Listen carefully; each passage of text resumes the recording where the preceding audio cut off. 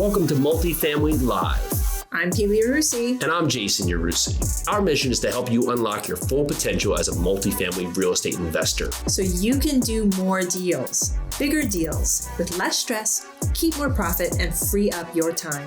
Multifamily doesn't have to be a mystery. It's time to go live. Aloha, everyone. Welcome back to Multifamily Live. So excited for you to be here. I have a very, very good friend of mine, old friend of mine. I feel like we grew up together in real estate. I want everybody to welcome Darren Smith to Multifamily Live. Welcome, Darren. Thank you so much for having me on, Yari. I feel the exact same way. I've known you for years. It's been an honor to just kind of watch you grow, and you and Jason through the whole real estate experience. Likewise. So a little bit about Darren. After serving for almost 6 years in the Army, Darren has spent most of the last 18 years as a professional real estate investor. He has flipped, rented, and wholesaled hundreds of residential properties, and in recent years has purchased several $1 million of industrial properties as long-term holds. I cannot wait to dig into that. Darren's greatest achievement has been to surround himself with an incredible team of industry and military veterans who are every bit as passionate about helping people as he is. His biggest supporters are his wife, Lauren, and his incredible son, Henry. Welcome, Darren. Wow. So Darren, what I want to know is, how did you get started in real estate? I mean, I kind of touched on it in your bio, but how did you get started? And then we'll segue into your industrial holdings. Would love to get into both those a bit more. We all kind of have our own unique starts, into real estate, but a lot of them I think are similar in that, it was either a friend or, a neighbor. Somehow they just got kind of hooked on it, or maybe it was a book that they read that kind of inspired them. And for me, it was a little bit of both. I got out of the service back in 2003, and I had a coworker. I worked a computer job, and he owned a couple of rental properties and was doing a little bit of flips. And when I look back on it, it was, just a couple of houses, really. But for me, it was just such an eye-opening experience. I'd never even thought of anything like that. So to see someone earning money off something, like I was getting an hourly job. I knew down to the penny what I made per hour. And to see that there was a different way of doing that and making money was just a real eye-opener. And then from there, I just read every book basically under the sun on shift. I followed him around, kind of used him as my mentor, maybe unwillingly he was, but he picked his brain for everything I has. And then, books like Rich Dad, Poor Dad, and many others from there. But really, I've had to say that what really catalyst was for the whole thing was just doing it. Even now we take projects on and we just try and we do them. And it was the same thing back then. Once, you can learn and read and go to seminars all you want, but until you get out there and start making offers, talking with sellers, sending pieces, that's really where you begin your education. I love it. I mean, Jason and I say the same thing over and over again, no matter how much you learn, no matter how many podcasts you're listening to. And by the way, to my listeners, thank you so very much for listening to this podcast. But all the information that you take in, use it in some way, shape, or form. Every single podcast that you listen to, take a chunk of it, whatever minuscule chunk, and take action on it. That's how you get the return on your time, right? We talk about return on investment all the time, but the return on your time when you're in that education piece is key. And the only way you get that return is by taking action. I loved it. I love how you jumped in with a friend. He became your mentor. What happened after that? You started flipping, you started wholesaling. Did it stop there? So I'm really glad you asked that question, because everybody thinks, oh, you get into real estate and from there on out, the money just pours in and that's it's very easy. Nothing could be farther from the truth. I really just tried everything, which maybe was a bit too much. If I was recommending now, I'd say be a bit more focused in your marketing efforts and locations and also your asset class, what you're going after. But I flipped some houses and I did really well. It was back in the 2000s. Everybody was making money. I mean, kind of like now a little bit. If you buy a house and you hold it for a year, you made money. It was a little bit like that back then. And I got in over my head. I absolutely did. I got into trailer parks, and I got into them in an area that I had to catch a plane to, I purchased, it was over 50 lots and trailers. I had a property manager there, thought, man, I'm big time now. And it turned out very poorly. I lost, 6 figures on that deal. And between that and the market shifting in 2008, I really got hurt pretty badly. I'd made enough from the other properties and flips and stuff that I've done that I came out okay. And I also had a really good computer job at the time. And so, was able to make it through, but no, definitely a lot of ups and downs. And I even got out of real estate for about 2 to 3 years, where I went back and got my master's in computer, thinking that, okay, that's maybe what I have to do now. I got punched in the face pretty darn hard, and I should go back and stay in my lane and do what I know I can do well, and get my W-2. And I couldn't do it. I still had that hunger. I still had that kind of drive for real estate. And so I signed up when I got back in real estate about probably 2011, 12, I just signed up for buyers lists. That's what I did. And I got on all the buyers lists, and one of them called me back literally like minutes later after I submitted my info, said, hey, tell me about what you're looking for. What properties you want? How do you buy? And I was just straight up honest with him. I said, look, I'm just getting started again. I said, I've done a bunch of stuff, but it's been a few years. I don't really know like what I'm doing. And he, again, found that mentor. And I was basically his very, very, very low level assistant for about a year. And so even though I was making really good money in computers, I made almost no money working for him, but I learned a ton. And I would go talk to sellers. I'd go walk properties. I'd do, whatever was needed, and learned a lot. And that got me back into it, to now building up, having done hundreds of flips and wholesale since then. I want to dig into that a little bit, because I love the story, because you lost 6 figures, and that was only on that one deal. You haven't even talked about what you could, like all the things that you lost during 2008, but that one deal, you lost 6 figures. That's huge. And I get this question a lot, especially for people that went through 2008 and they were in real estate and lost. How did you get over that fear of failure? I've gotten that question so much that Peely, I'm scared of jumping back in. Peely, I lost a lot of other people's money. And so what do I do now? How do I step over that fear of failure? So how were you able to do that? Yeah, excellent question as well. And I'm probably not the best person to answer it from my personal perspective, just because even though I went through it, I probably have, I don't have a healthy enough fear, I guess. So for me, once I got the drive to get back in, it was, I just dove right back in. But as I said, I dove back in a way that really, I wasn't putting much on the line besides my time. Where there was the much bigger fear was for my wife, obviously. I mean, having to support her. She was going through school with residency and things at the time. And so, didn't have a lot of extra money.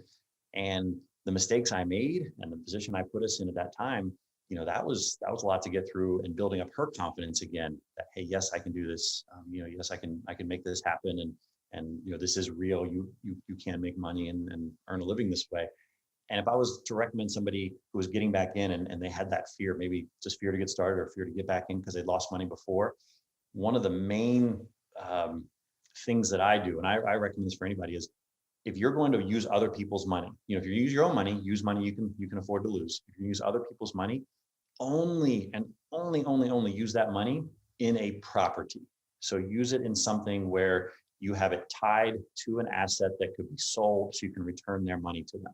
If you're borrowing money for things like marketing, operating expenses, things like that, that's a really dangerous slope to go down. And I would be scared if I was doing that as well. So that's what I would recommend. Put in a property. That way, if you're buying them right, and if you have it tied to that, even if things go wrong, they can go really wrong. Maybe I won't say, terribly, but in most cases, you can at least pay your investors back, and you've lost your time. I love it. I love that answer. So you are at the point where you got your master's in computer science, computers. You decided to get back into real estate. You couldn't help it. The bug got you again, but you went back in such a way that you got a mentor. You went in low level. You did what you needed to do to get back in, to learn again, and to get back into the game as it was, because things changed year after year. So take us further into your story. Now what? You're an assistant. You're starting to get back in. So what happens next? I probably would have stayed on working with him more. He was a great guy in our local community here. My wife wanted to do a fellowship. And so that brought us out. We moved from Pennsylvania out to Colorado. So of course I could no longer be his apprentice anymore. And when I got out there, we actually moved out there. I didn't have a job lined up, but I wasn't too worried about it with my resume. So I did. I got a job fairly quickly and was doing the 9 to 5 thing, but also doing real estate. And I was, nights, weekends, I was handwriting, abandoned signs. I was, printing off letters and mailing them and putting stamps on. I kept the bug that I had from learning from him, and I took it out there and I did every step. And I did it the hard way, and I did it the inexpensive way. And I put in a lot of my time and not a lot of my, not as much of my money, and then slowly build it from there. I started out flipping. I did a couple of flips out there in Colorado, and quickly realized finding houses was the challenging part. And so that was what I decided to focus on. And I went full on into wholesaling at that point. So that was really where I spent most of my time, was marketing, talking with sellers. And maybe about a year and a half after that, what really catalyzed it was the catalyst from there was getting into 7-figure altitude is what it's called now. It was House Flipping HQ, Justin, and now Bill Allen's running it. And I'm still in that group and still learn an immense amount of information. But not only that, just the people you connect with. It's not just the data, as we said, it's the relationships you make. And I've learned and grown so much through that. So that from there allowed me to start hiring people, scaling things up, outsourcing marketing, outsourcing different things, to now to the point, 3 years ago, I moved back to Pennsylvania with my wife and now our son. And I was able to keep that business going. So all of my employees right now are in Colorado. I'm living in Pennsylvania. We wholesale and flip in Colorado and in Pennsylvania where I live, but I have no employees here. And honestly, I don't really have to do anything here on the ground. And I owe everything to what I learned from 7-figure flipping and, and other sources, but mostly my team. I mean, I just have an incredible, group of people that, in every way they are better at what they do than what I used to do in that position. And how I got to that, because I know that's gonna be a question. How do you find good people? If I just had the right, if I had this A+ person, if I had this killer team member, it would do it. You read my mind. Yeah. And my answer to them was, you're thinking about it the wrong way. Think about it as, how do I become the kind of person that an A team wants to work for? I had many people that came to me before, and I'm not saying they're near as good as the people that I have now, because I got the best people in the world right now, and there's no doubt about that. But I was not the person, I was not the leader, the CEO, or whatever you want to call it, that was able to recruit and give those people what they needed in their lives. I wasn't as invested in them as I needed to be. I couldn't provide them that leadership. And so I've grown a lot from them. I have a business coach that has nothing to do with real estate. And over the last 4 years, he's taught me a considerable amount about how I can give them what they need and support them. And they've just become incredible people in every way. They were incredible people in every way. And I was able to take that and grow it even further and teach them the real estate side, because none of them had done real estate before, but they were just good people all around. And now I couldn't do it without them. So very, very happy with the team. I love it. I love that you dove into the team, and you mentioned that a lot of your team members are just industry professionals now and military veterans. Can you dive a little bit into that? Yeah, that's correct. So one of them was a real estate agent previously, and so she had done a little bit, but I don't know if she'd actually sold a house. So it was kind of like had dipped her toe into it, tried it a little bit before, but her role is transaction coordinator. And what I love about that role is it's half administrative, so you have to be really high level, organized, and all that. But it's also, I would say, half counselor, and so you have to be able to talk people through the emotions, the ups and downs of the closing process. It can be kind of traumatic in a lot of things. Where'd that $20,000 lien on my house come from? I don't know about that. And people will start crying on the phone. So there's that. Another member of my team was in the service before, so we have a veteran, and then I was, of course, in the service for 6 years. But they're really they were professionals. They were at a high level in their previous careers before they came to me and before they came to this team. And so when I'm looking for somebody out there, I don't really care if they have real estate experience so much, because I think you can learn a lot of the technical aspects of it. But what have they done where they were the best, or were really passionate about something. And it doesn't have to be even a job. It could be maybe they were, valedictorian of their school. Maybe they were, a high level athlete, or they're concert pianist, whatever that thing is that they just really love doing and they have passion about. And if you can take that and find out how you can make sure you're supporting their other passions and the thing that they want to develop in life, they'll also be passionate about your business, and they'll take that same level of ambition and drive, and be successful in your company as well. I love that note. Jason and I do the same thing. We look for the passion. We look for success in other fields, and real estate's kind of like on the side. Like if they know a little bit about it, great. But I'd rather teach them everything I know so they do it my way than having to like remold them. So I love that. So let's go back to your real estate journey. You went through 7-figure flipping, and I mentioned this in the beginning, everyone. We kind of grew up together. I actually left 7-figure flipping when I went into large multifamily, because flipping and multifamily. So you continue through that, and you also said you have a business coach. How has mentorship and coaching helped you further your goals?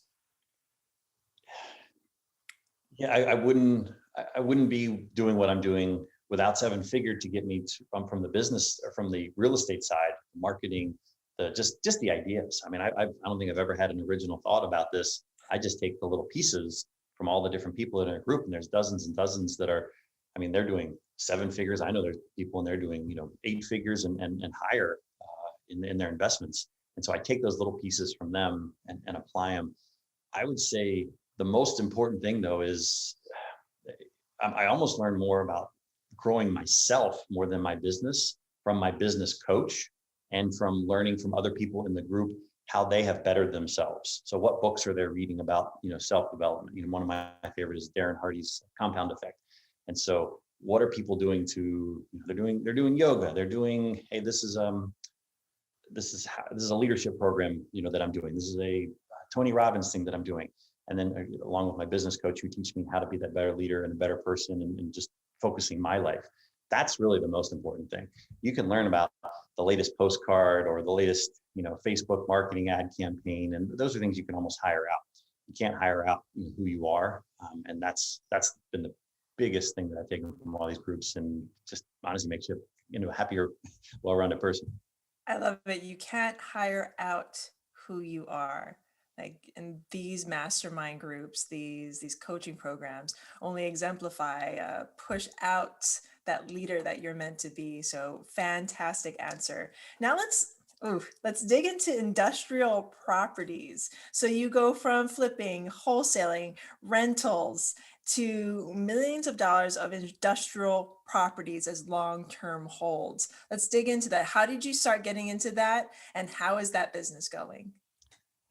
Like everything else I've done, I learned from somebody else. I didn't really know much about industrial or commercial at all, but I have two really good friends out in Colorado, and that's what they were doing. One was really focused on the multifamily and small office, and now fairly large office, kind of is his niche, but just learned what he was doing and how he was growing that portfolio.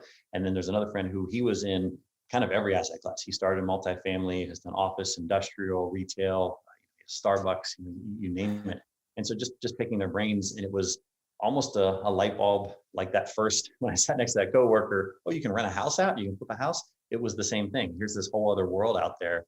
And there's a lot of similarities to the single family, 1 to 4 unit world, but there's a lot of differences as well, in that it's almost a different language. And so learning that, people are like, how do I get started? How do I even learn? Like, how do I learn what's a warehouse worth? Well, again, I have no idea. I don't know what a lot of these properties are worth when I'm first on the phone with people. So what do? I call brokers. I call people that do know. I reach out to the people who are going to have the information I need, and just, again, it's all networking. It's all talking with other people. And then eventually you learn the thing. Eventually, you've analyzed enough properties. You've talked to enough sellers. You're like, oh yeah, I was in the one down the street, 6 months ago talking to the other seller. And so you remember those little tidbits, but that's it. That's how I kind of got industrial, was just, seeing that it's out there, and then just kind of dove right in.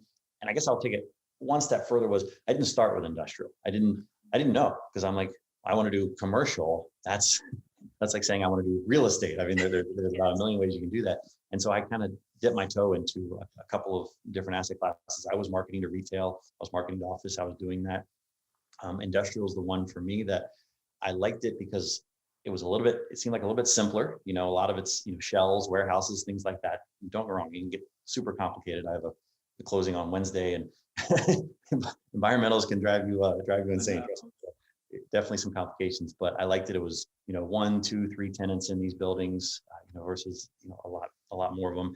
And I liked the people that I was talking to own them. It's a lot of, former business owners who, maybe they ran their own company out of it, or maybe, kind of they own the building and they've had it for 20, 30 years. And now they're just kind of looking to scale back. So I seem to really be able to hit it off with the sellers in that market as well. So I like to focus. And so once I had this broad thing, I kind of dipped my toe in a little bit of each. I found what I like, and that's what I would recommend other people. Find what you like, and then narrow in on that. Narrow in on the asset class, narrow in maybe on the geography, narrow in on how you market to those asset classes.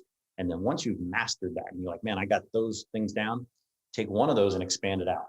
Take, maybe another asset, maybe a little bit of geography. Maybe I'm doing, instead of just postcards, now I'm also calling. Now I'm doing web, but one thing at a time, and then move on.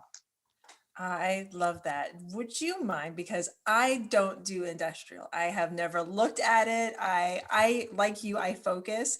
And when I'm like a horse with blinders on. I just called myself a horse.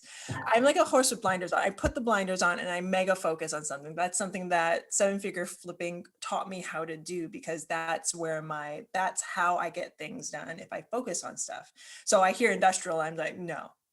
Unless I have a very, very good reason to go there, I'm not going to go there. But for my listeners who are thinking about jumping into a different asset class, maybe they're a flipper and wholesaler, maybe they haven't done any real estate and they're like, industrial sounds really, really interesting to me. Could you walk through a deal with me? Like, how do you get the deal? How do you source it? How does it work? Great question. It's a lot, as I said earlier, it's a lot of the similarities to the residential side. So if you've bought a house, if you've marketed and bought a house and talked to a seller and closed, you already have a lot of the steps that you need. So I just took those and tweaked them over to the industrial side. So my best marketing channel right now is auto pen, handwritten letters, the ones where they have the machine with the pen, and it's very personal. There's a stamp on it, and I send those out short and sweet. I think it's 300 characters or less, so I'm not saying a whole lot. Basically just, hey, saw your property at this address. I'm a local industrial investor. I'm the owner and operator. You talk to me, and something to that effect. Very simple. So I get phone calls with that. I get emails back from that, and then just like you're doing with sellers, I have CRMs costing thousands of dollars. I still use a Google Sheet for my industrial stuff, just because it's so simple and easy for me. My team uses the other stuff. I use a Google Sheet. So don't think you got to get all fancy and crazy to do this stuff. Simple letters, and then I put them in my CRM that I have, and then just have that conversation. So it's all about listening. We follow the John Martinez sales training method. We've used them for years. It's the Sandler training. If anybody's familiar with that, it's almost identical, just applied to real estate, and it works fantastic. It's because it's all about listening to that person, solving their problem. Like, when you're talking on the phone, you're not there like, how can I make this deal work? If you're thinking about numbers and money and like all that kind of stuff, when you're walking in, you're already the sellers can feel that. So do the same thing. And I'm probably getting too much on the sales side of this, but I really just want to emphasize how important that step is. So talk to them, listen to them, solve their problem. Be a person, build that rapport. And truly care about them. And you can dive as deep as you want into this, because this is super important. Because if you don't make that connection, because I believe that the relationship comes first, everything else is secondary. If you can make that relationship with the seller, then they will sell to you. If you don't make that relationship, then it's doubly hard for them to get to that position. So keep on going. It is. I'm glad that you feel the same way and have had the same experiences out there. It is. I'll just relay a quick story on my sales manager, Jeremy. We closed a property about 2 weeks ago, and the week after that, the seller called him up and said, I have some stuff in my house that I really want. She's very elderly, she can barely get around.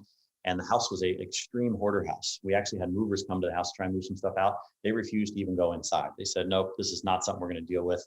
So what does Jeremy do? This is after closing. We've already, got our check. She's actually moved. He put on an N95 mask and for 4 hours went in there and pulled out the stuff that she wanted, took it to a storage shed and put it inside. And I'm telling you that for two reasons. One, because Jeremy is an amazing guy and that's the type of person he is, but that's the type of mentality you have to have in this business, that you have to really want to help the person. And that, him doing that after the fact, he didn't do that. But you know what that does? Sellers know if you're that kind of person. They'll know. Like it's not like you can hide that kind of stuff. And so the fact that he was willing to do those kind of things, it comes across in his conversations, and people know, like, and trust him ahead of time, and he proves it over and over again. So do the same thing with if you're looking to get into industrial, just be the type of person willing to go, above and beyond, do those extra things that, that surprise people. I'm closing on a property. Actually, I have two of my biggest closings ever next Wednesday. And one of them, we found out there was about 80,000 pounds worth of grass turf, artificial grass turf in the warehouse that we thought was going to be gone, that wasn't. And my buyer was like freaking out on this one. He's like, holy crap, this is going to cost a fortune to get rid of. I got on Facebook, I advertised it, free turf.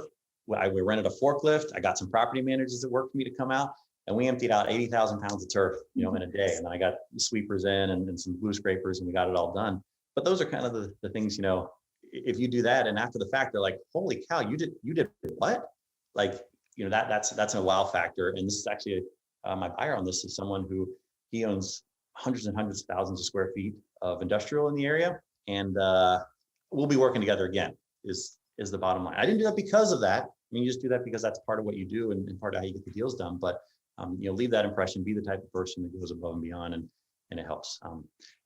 Okay, I'll stop with sales right now because I know you said I could go on, but we could talk about that for literally hours. No, but that's the type of stories that people should hear, because that's the things that people will remember. Yes, they'll remember that you brought them a good deal. Yes, they'll remember that you took care of them. But doing those small things like emptying out that house, you didn't have to do that. You could have kept on going and pounding the pavement trying to find somebody else, or you could have just been like, you know what, it's done, it's sold. I did it.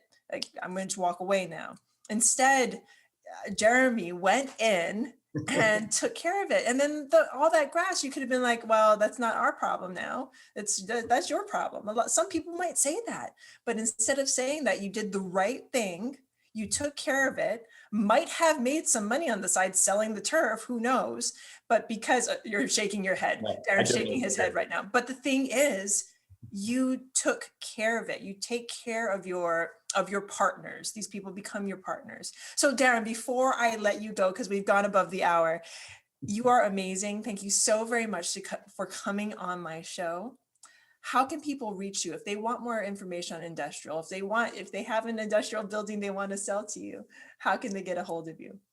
Would love to hear from any of your audience, whether they have a property to sell or whether they just want to, connect and learn some more. My website for the commercial side is solidgrowthproperties.com. So it's Darren, Darren at solidgrowthproperties.com. Thank you so very much. I'm super grateful to you for coming on my show. I'm grateful for you having me on, Yari, and I look forward to actually just chatting with you again soon here. Yes, and for everyone else that is listening, I am grateful to you as well. If you love what you heard, please rate, review, and subscribe. That would mean the world to me. So much aloha, so much love, so much peace. Bye now.